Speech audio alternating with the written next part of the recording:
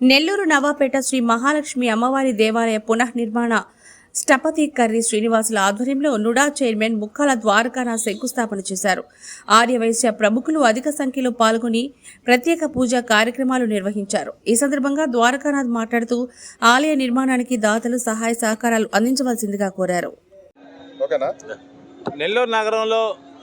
వెలిసినటువంటి మహాలక్ష్మ దేవస్థానానికి సంబంధించి దాదాపుగా 140 సంవత్సరాల పైన చరిత్ర కలిగినటువంటి ఆలయం. ఈ నవాబుపేట ప్రాంతంలో ఇక్కడ ఉన్నటువంటి భక్తులందరికీ కూడా ఆ తల్లి అనుగ్రహం ఇచ్చే కార్యక్రమం. మా అందరి ఎలవేల్పు వాసవి మాత అయినప్పటికీ ఆమె ఆశీస్సులతోటి మహాలక్ష్మ దేవస్థానానికి సంబంధించి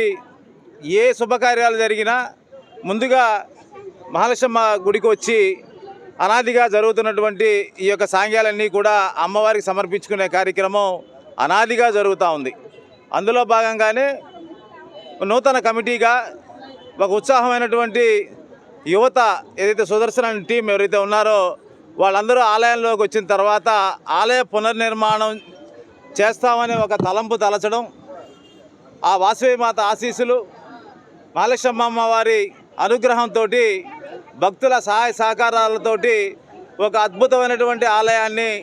నిర్మాణం చేసుకునే క్రమంలో రాజమండ్రికి సంబంధించి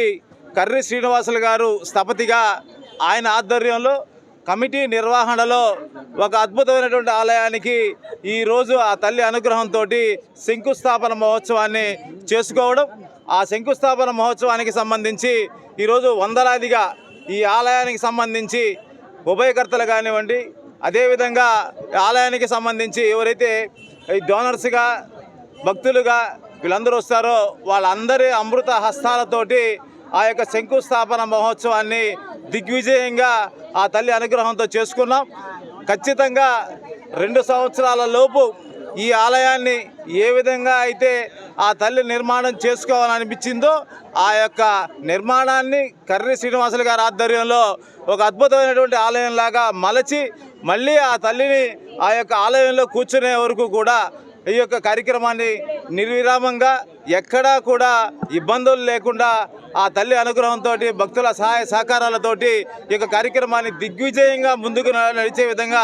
ఆ తల్లి ఆశీస్సులతోటి ముందుకు నడుస్తామని చెప్పి కూడా ఈ సందర్భంగా తెలియజేసుకుంటూ ఈరోజు ఈ యొక్క శంకుస్థాపన మహోత్సవంలో పాల్గొన్నటువంటి భక్తులందరికీ కూడా హృదయపూర్వకంగా ఆ తల్లి దీవెనలు ఆశీస్సులు అన్నీ లభించాలని, అదేవిధంగా ఈ నిర్మాణానికి సంబంధించి ఎవరైతే ఆ తల్లికి ఏదైనా సమర్పించాలన్నప్పుడు ఈ యొక్క కార్యక్రమంలో కూడా సమర్పించి ఈ ఆలయ నిర్మాణానికి సంబంధించి జరుగుతున్నటువంటి నిర్మాణానికి మీ వంతు సహాయ సహకారాలు అందించాలని చెప్పి కూడా ఈ సందర్భంగా కోరుకుంటాం.